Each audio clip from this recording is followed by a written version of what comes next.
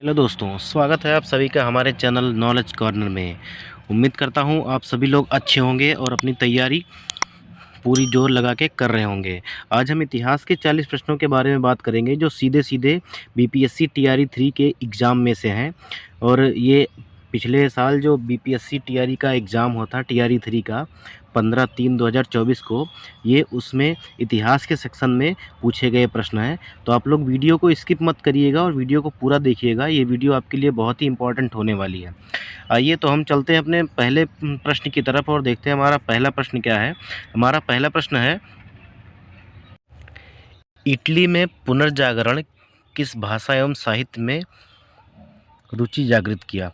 मतलब कहने का मतलब यह है कि इटली में पुनर्जागरण जो हुआ उसने उसमें किस भाषा के साहित्य ने जो रुचि है वो जागृत की, या किस भाषा के जो उस टाइम के वो लिखे गए थे, क्या कहते हैं, पुस्तकें लिखी गईं और पम्पलेट छापे गए, उनसे सहायता मिली। तो आपके ऑप्शन है लैटिन एवं ग्रीक, अंग्रेजी एवं फ्रेंच, संस्कृत एवं उर्दू, उपयुक्त में से एक से अधिक, या उपयुक्त में से कोई नहीं। तो जो आपका सही विकल्प है दोस्तों, वो विकल्प ए सही हो जाएगा। जो इटली में पुनर्जागरण हुआ था उस दौरान लैटिन एवं ग्रीक भाषा जो थी, उसमें जो पम्पलेट और किताबें जो उस समय प्रकाशित की गई, उनसे जो है बहुत ही मदद मिली थी पुनर्जागरण में। हमारा अगला सवाल है, 17वीं और 18वीं शताब्दी की फ्रांस की सामाजिक संरचना विभक्त थी। 3 स्टेट में, 4 स्टेट में, 2 स्टेट में, उपयुक्त में से एक से अधिक, या उपयुक्त में से कोई नहीं। तो जो हमारा फ्रांस की सामाजिक व्यवस्था थी वो हमारे 3 स्टेट में विभाजित थी या डिवाइड थी, जिसमें जो सबसे पहला स्टेट था वो पादरी और ईसाई और पादरी वाले लोग आते थे, और दूसरे जो स्टेट थे उसमें कुलीन वर्ग वाले आते थे, और जो सबसे नीचे जो लोअर स्टेट या तीसरा स्टेट जो था उसमें गरीब व्यापारी और छोटे मजदूर या छोटे मध्यम वर्ग के व्यापारी, ये लोग शामिल थे। और इन्हीं लोगों को, जो तीसरे स्टेट के लोग थे, इन्हीं को टैक्स देना पड़ता था। हमारा अगला सवाल है कि प्रथम विश्व युद्ध के पश्चात हस्ताक्षरित वर्साई की संधि ने जर्मनी को तबाह कर दिया, क्योंकि जर्मनी ने अपने उपनिवेश खो दिए, क्षतिपूर्ति की राशि अत्यधिक थी, इसे असैन्यीकरण कर दिया गया, उपयुक्त में से एक से अधिक, या उपयुक्त में से कोई नहीं। तो जो हमारा सही विकल्प है दोस्तों, वो होगा जर्मनी ने अपने उपनिवेश खो दिए, और जर्मनी ने जो मतलब अमेरिका और अलग जो देश थे जैसे इंग्लैंड हो गया, ग्रेट ब्रिटेन हो गया, इन्होंने जो क्षतिपूर्ति की राशि थी वो बहुत ही अत्यधिक लगा दी थी, और जर्मनी के कुछ क्षेत्रों में जो है वो जो सेना रखने की इजाज़त जो थी वो ख़त्म कर दी थी। तो इसीलिए ये हमारा तीनों ऑप्शन सही हो जाएगा, और जो हमारा सही विकल्प होगा वो विकल्प डी सही हो जाएगा, उपयुक्त में से एक से अधिक। हमारा अगला सवाल है, इनमें से कौन ब्रिटिश के विरुद्ध लड़ने वाला जनजातीय नायक नहीं था। आपके ऑप्शन हैं तिलका माझी, कान्हू मुर्मू, सीआर दास, उपयुक्त में से एक से अधिक, या उपयुक्त में से कोई नहीं। तो जो हमारा सही विकल्प है दोस्तों वो हमारा सीआर दास हो जाएगा, क्योंकि ये जो थे ये एक भारतीय स्वतंत्रता सेनानी थे, चित्तरंजन दास। ये कोई आदिवासी नेता नहीं थे, ना ही कोई जनजातीय नायक थे। हमारा अगला क्वेश्चन है, स्वतंत्रता, समानता, समान नियमों तथा समान अवसरों के प्रारंभिक विचारों को फ्रांसीसी सामाजिक बदलाव में प्रस्तुत करने वाले व्यक्तियों का सही समूह है। John Locke, Jean Jacques Rousseau, John Locke, Arthur Young, Stuart Mill, George Dalton, Montesquieu, Hobbes, उपयुक्त में से एक से अधिक, या उपयुक्त में से कोई नहीं। तो जो हमारा सही विकल्प हो जाएगा वो विकल्प ए, जो जॉन लॉक और जीन जैक्स रूसो हैं, इन्होंने स्वतंत्रता, समान नियमों तथा समान अवसरों के प्रारंभिक विचारों का प्रतिपादन किया था। हमारा अगला सवाल है, 18वीं शताब्दी के फ्रांसीसी समाज की वर्ग व्यवस्था के संदर्भ में कौन युग्म सुमेलित है।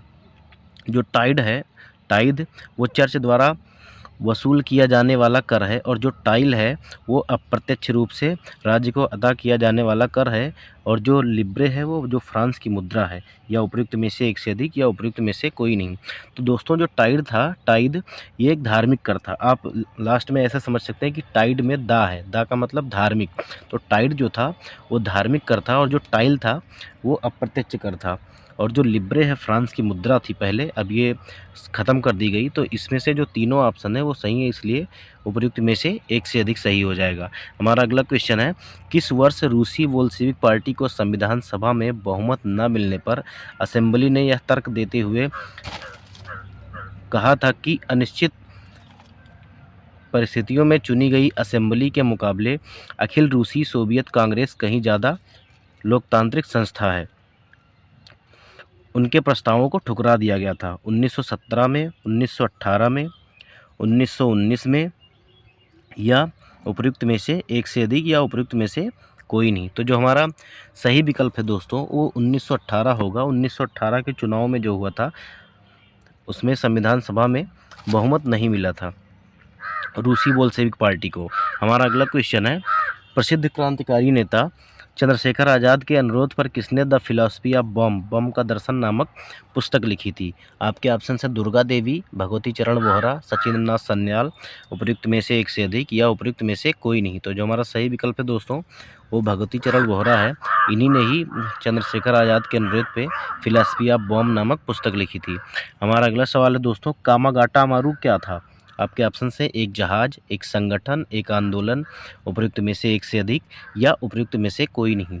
तो कामागाटा मारू एक जहाज था जिसको किराए पर लेकर बाबा गुरदित्त सिंह ने कुछ साथियों के साथ जो है वो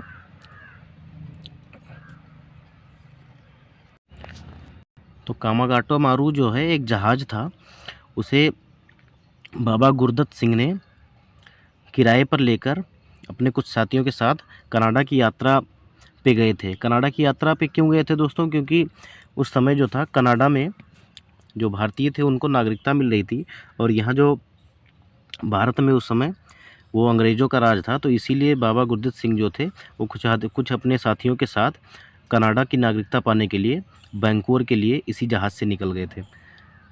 हमारा अगला क्वेश्चन है, कौन सा वर्ष और स्थान अखिल भारतीय राष्ट्रीय कांग्रेस कमेटी के बैठक को दर्शाता है जहां संसदीय बोर्ड के गठन का फैसला लिया गया? हमारे ऑप्शंस हैं 1934 पटना, 1920 नागपुर, 1925 कानपुर, उपयुक्त में से एक से अधिक, या उपयुक्त में से कोई नहीं। तो जो आपका सही विकल्प है वो 1934 पटना। हमारा अगला क्वेश्चन है, आत्मसम्मान आंदोलन के पुरोधा मतलब आत्मसम्मान आंदोलन किसके द्वारा चलाया गया था? सीपी अय्यर, श्री नारायण गुरु, ईवी रामास्वामी नायकर, उपयुक्त में से एक से अधिक, या उपयुक्त में से कोई नहीं। तो जो ईवी रामास्वामी नायकर थे दोस्तों, इनके द्वारा ही आत्मसम्मान आंदोलन चलाया गया था। हमारा अगला क्वेश्चन है, जर्मनी में नाजी यूथ लीग का गठन कब किया गया था? आपके ऑप्शन से 1921, 1922, 1923, उपयुक्त में से एक से अधिक, या उपयुक्त में से कोई नहीं। तो जो 1922 है दोस्तों, इसी वर्ष जर्मनी में नाजी यूथ लीग का गठन किया गया था। हमारा अगला क्वेश्चन है, किसने फांसीवाद से प्रभावित होकर प्रथम विश्व युद्ध के बाद इंग्लैंड की संसद तथा यहूदियों के विरुद्ध प्रचार किया और काली कुर्ती वाले एक दल का गठन किया? आपके ऑप्शन है सैको, ओसवाल्ड मोजले, बेजंती, उपयुक्त में से एक से अधिक, या उपयुक्त में से कोई नहीं। तो जो ओसवाल्ड मोजले था दोस्तों, इसी ने फांसीवाद से प्रभावित होकर ये सारे कांड किए थे, इसलिए हमारा ऑप्शन जो है बी वो सही हो जाएगा। हमारा अगला सवाल है, फ्रांस के इतिहास में प्रथम बार एक सोशलिस्ट नेता लियो ब्लूम को प्रधानमंत्री बनने का सौभाग्य प्राप्त हुआ, किंतु शीघ्र ही उन्हें त्यागपत्र देना पड़ा, क्योंकि देश की बिगड़ती हुई आर्थिक स्थिति के कारण, रेडिकल सोशलिस्ट नेता, सोते के षड्यंत्रों के कारण, फ्रांस में हुए गृह युद्ध के कारण, या उपयुक्त में से एक से अधिक, या उपयुक्त में से कोई नहीं। तो जो हमारा ऑप्शन ए है वो सही हो जाएगा। देश की बिगड़ती हुई आर्थिक स्थिति के कारण जो लियो ब्लूम थे उनको इस्तीफा देना पड़ा था। हमारा अगला सवाल है, जर्मनी के एकीकरण के बाद बिस्मार्क ने रक्त एवं लौह की नीति का परित्याग करके कौन सी नीति अपनाई थी? आपके ऑप्शन है ब्लू पॉलिसी, शांति एवं निर्माण की नीति, शक्कर एवं बेर की नीति, उपयुक्त में से एक से अधिक, या उपयुक्त में से कोई नहीं। अब आप खुद सोचिए दोस्तों, एक आदमी है जिसने रक्त और लौह की नीति पे चल के अच्छा खासा अपना साम्राज्य बना लिया, तो वो आगे चल के क्या करेगा? शांति और निर्माण की नीति पर ही काम करेगा। इसीलिए जो आपका जो विकल्प बी है वो सही हो जाएगा। 1904 ईस्वी में हुए हार्दिक समझौते में कौन सा देश शामिल था? इटली, फ्रांस, इंग्लैंड, उपयुक्त में से एक से अधिक, या उपयुक्त में से कोई नहीं। तो ये सभी देश जो हैं दोस्तों वो हार्दिक समझौते में शामिल थे, इसलिए आपका जो ऑप्शन डी होगा वो सही विकल्प हो जाएगा। हमारा अगला क्वेश्चन है, 1815 ईस्वी में वियना संधि के दौरान कौन सा देश शामिल नहीं था? प्रशा, पोलैंड, रूस, उपयुक्त में से एक से अधिक या उपयुक्त में से कोई नहीं। तो जो रूस और प्रशा थे दोस्तों, ये वियना की संधि में उपस्थित थे, और जो पोलैंड था वो वियना की संधि में शामिल नहीं था, इसलिए हमारा वी जो है वो सही विकल्प हो जाएगा। हमारा अगला क्वेश्चन है, यूरोपीय राष्ट्रवादी आंदोलन के दौरान प्रतीकात्मक शब्दावलियों का कौन सा युग्म सही है? काला, लाल और सुनहरा तिरंगा। 1848 में उदारवादी राष्ट्रवादियों का झंडा, उगते सूर्य की किरण, एक नए युग का सूत्रपात, बलूत पत्तियों का मुकुट, बहादुरी। या उपयुक्त में से एक से अधिक या उपयुक्त में से कोई नहीं। तो ये सारे जो ऑप्शन दोस्तों ए, बी और सी ये सारे सही हैं, इसीलिए जो हमारा विकल्प डी हो जाएगा वो हमारा सही विकल्प हो जाएगा। हमारा अगला क्वेश्चन है, census report of central provinces पुस्तक के लेखक कौन है? सुमित गुहा, रंजीत गुहा, रामचंद्र गुहा। उपयुक्त में से एक से अधिक या उपयुक्त में से कोई नहीं। तो जो हमारा सही विकल्प है दोस्तों, हमारा विकल्प ई सही है। जो आर.बी. रसल थे, इन्होंने census report of central provinces नामक पुस्तक लिखी थी। हमारा अगला क्वेश्चन है, निम्नलिखित में से कौन सा कथन सत्य है? 18वीं सदी तक महीन कपड़े के अंतर्राष्ट्रीय बाजार पर भारत का दबदबा था। अमेरिकी गृह युद्ध के फलस्वरूप भारत के कपास निर्यात में कमी आई। फ्लोइंग शटल आने से हथकरघा कामगारों की उत्पादकता में सुधार हुआ। उपयुक्त में से एक से अधिक या उपयुक्त में से कोई नहीं। तो जो हमारा सही विकल्प है दोस्तों, हमारा विकल्प डी सही हो जाएगा, क्योंकि जब फ्लाइंग शटल आया तो उसके बाद से जो हथकरघा कामगारों की उत्पादकता में वृद्धि आई। भाई जब मशीन आ गई तो उत्पादकता में वृद्धि तो आएगी ही आएगी। और 18वीं शताब्दी तक जो महीन कपड़े थे, इनके उत्पादन में अंतर्राष्ट्रीय बाजार पर भारत का जो प्रभाव था वो था। और जो ऑप्शन बी भी है वो अभी आपका सही ऑप्शन है, इसीलिए हमारा जो ऑप्शन डी है वो सही हो जाएगा। हमारा अगला क्वेश्चन है, 1873 में रचित पुस्तक गुलामगिरी किस धारणा को निष्पादन करती है? आपका ऑप्शन है, निम्न जातीय विभेद, धार्मिक असमानता, सामाजिक ताने बाने की जटिलता।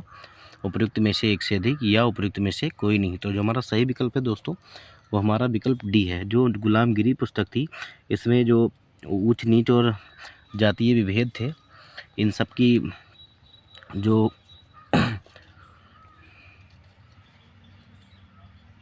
इन सब की जो है आलोचना की गई थी, इसीलिए हमारा जो विकल्प डी है वो सही विकल्प हो जाएगा। हमारा अगला क्वेश्चन है, स्टालिनग्राद की लड़ाई किसके मध्य हुई थी? आपके ऑप्शन से Romania France, Bulgaria Germany, Romania Bulgaria. उपयुक्त में से एक से अधिक या उपयुक्त में से कोई नहीं। तो हमारा जो सही विकल्प है दोस्तों वो हमारा विकल्प ई सही हो जाएगा, क्योंकि जो स्टालिनग्राद की लड़ाई थी वो रसिया, उस समय जो सोवियत यूनियन था या सोवियत संघ कह सकते हैं, रसिया और जर्मनी के बीच हुई थी। हमारा अगला क्वेश्चन है दोस्तों, बेला चमेली क्रांति का संबंध निम्नलिखित में से किस देश से है? आपके ऑप्शन से चीन, मिस्र, हांगकांग। उपयुक्त में से एक से अधिक या उपयुक्त में से कोई नहीं। तो जो हमारा सही विकल्प है दोस्तों वो विकल्प ई है, सही हो जाएगा, क्योंकि बेला चमेली क्रांति का संबंध ट्यूनीसिया से है। ट्यूनीसिया जो देश है उससे है, इसीलिए जो हमारा विकल्प ई हो जाएगा, उपयुक्त में से कोई नहीं, वो सही हो जाएगा। हमारा अगला सवाल है, रोम चलो का नारा किसने दिया? Hitler, Mussolini, general Franco.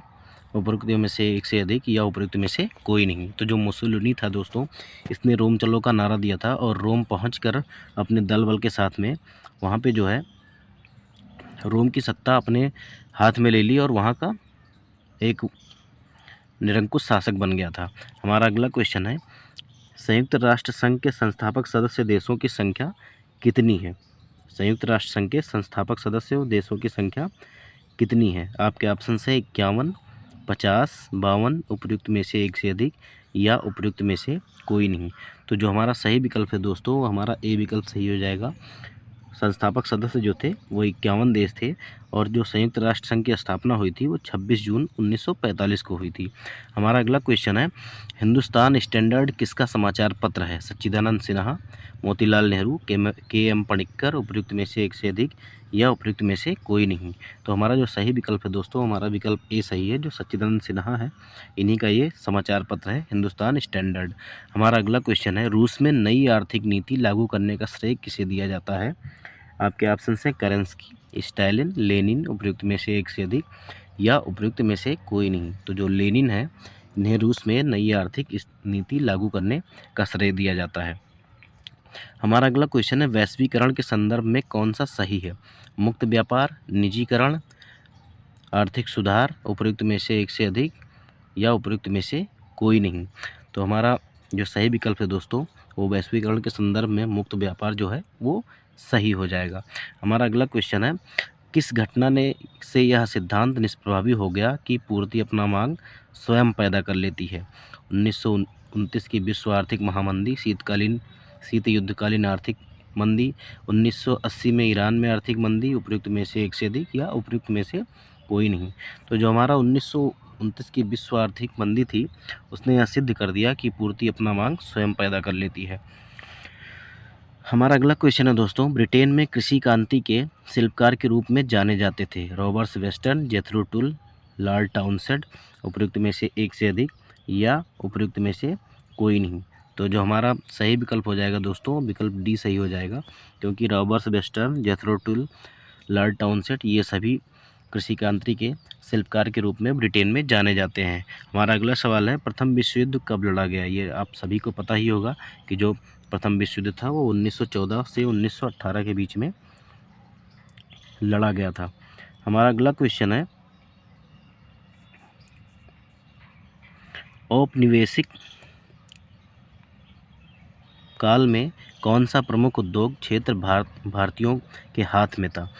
आपके ऑप्शन है लौह, खनन, वस्त्र, कपास, उपयुक्त में से एक से अधिक या उपयुक्त में से कोई नहीं। तो जो हमारा वस्त्र और कपास उद्योग था ये हमारा भारतीयों के हाथ में था। हमारा अगला क्वेश्चन है, महात्मा गांधी ने चंपारण यात्रा किस वर्ष में की थी? 1915, 1916, 1917, उपयुक्त में से एक से अधिक या उपयुक्त में से कोई नहीं। तो आप सभी को पता होगा कि 1917 में गांधी ने चंपारण की यात्रा की थी और ये राजकुमार शुक्ल जो थे एक किसान थे, इन्हीं के बुलावे पर चंपारण आए थे। हमारा अगला क्वेश्चन है, भारत में प्रथम छापाखाना किस वर्ष तथा किसके द्वारा स्थापित किया गया था? आपके ऑप्शन है 1556 ईस्वी पुर्तगाली, 1612 ईस्वी ब्रिटिश, 1650 ईस्वी डच, उपयुक्त में से एक से अधिक या उपयुक्त में से कोई नहीं। तो जो हमारा सही विकल्प है दोस्तों हमारा विकल्प ए सही हो जाएगा। 1556 ईस्वी में पुर्तगालियों के द्वारा प्रथम छापाखाना स्थापित किया गया था। हमारा अगला क्वेश्चन है, इनमें से कौन पेरिस शांति सम्मेलन के बड़े 4 परिषदों का सदस्य था? लॉर्ड जॉर्ज, वुडरो विल्सन और लैंडो, उपयुक्त में से एक से अधिक या उपयुक्त में से कोई नहीं। तो जो लॉर्ड जॉर्ज थे दोस्तों वो ब्रिटेन के प्रधानमंत्री थे और जो वुडरो विल्सन थे वो अमेरिका के राष्ट्रपति थे और जो ऑरलैंडो थे वो जो इटली का प्रतिनिधित्व इसमें पेरिस शांति सम्मेलन में कर रहे थे। तो जो सही विकल्प हमारा होगा वो विकल्प डी सही हो जाएगा, क्योंकि इनमें से तीनों लोग भी जो थे पेरिस शांति सम्मेलन में शामिल थे। हमारा अगला सवाल है, किस वर्ष लिटन ने भाषाई आधार पर प्रेस की स्वतंत्रता को प्रतिबंधित कर दिया? 1878 ईस्वी, 1872 ईस्वी, 1877 ईस्वी, उपयुक्त में से एक से अधिक या उपयुक्त में से कोई नहीं। तो जो हमारा सही विकल्प है दोस्तों वो हमारा 1878 ईस्वी हो जाएगा। हमारा अगला सवाल है, जलियांवाला बाग नृशंस हत्याकांड किस दिन हुआ था? लोहड़ी, वैशाखी, होली, उपयुक्त में से एक से अधिक या उपयुक्त में से कोई नहीं। तो जो जलियांवाला बाग हत्याकांड हुआ था दोस्तों वो 13 अप्रैल 1919 को हुआ था, जो बैसाखी का दिन था। जब रोलेट एक्ट आया था तो उसी के विरोध में सब लोग बैठे थे, उसी का विरोध करने के लिए। तो उसी दिन ये कांड हुआ था 13 अप्रैल 1919 को। हमारा अगला क्वेश्चन है, 1942 में किसने भारत छोड़ो आंदोलन का आह्वान किया? सुभाष चंद्र बोस, महात्मा गांधी, जवाहरलाल नेहरू, उपयुक्त में से एक से अधिक या उपयुक्त में से कोई नहीं। तो 1942 में महात्मा गांधी ने भारत छोड़ो आंदोलन का आह्वान किया था। हमारा अगला क्वेश्चन है, किसने भारत में आधुनिक छपाई तकनीक प्रारंभ की? आपके ऑप्शन है अंग्रेज, फ्रांसीसी, पुर्तगाली, उपयुक्त में से एक से अधिक या उपयुक्त में से कोई नहीं। तो जो पुर्तगाली थे दोस्तों इन्होंने आधुनिक छपाई की तकनीक भारत में प्रारंभ करी थी। हमारा लास्ट क्वेश्चन है सेशन का, जलियांवाला बाग नरसंहार की जांच हेतु गठित बॉर्डर इंक्वायरी कमेटी, जिसे हंटर कमीशन या हंटर कमेटी के नाम से भी जानते हैं, इसमें से किस भारतीय को स्थान मिला था? चमनलाल, हरीलाल सीतलवाड़, पंडित जगत नारायण, सुल्तान अहमद खान, उपयुक्त में से एक से अधिक या उपयुक्त में से कोई नहीं। तो ये तीनों थे दोस्तों, इन तीनों को ही हंटर कमेटी में स्थान मिला था, इसलिए जो हमारा सही विकल्प होगा वो हमारा विकल्प डी जो है वो सही हो जाएगा। तो उम्मीद करता हूँ कि आपको वीडियो पसंद आई होगी। वीडियो अगर पसंद आई तो वीडियो को लाइक, शेयर और चैनल को सब्सक्राइब जरूर करिएगा। हम अगली वीडियो में फिर से मिलेंगे इतिहास के इम्पोर्टेंट 40 प्रश्नों के साथ। तब तक के लिए धन्यवाद।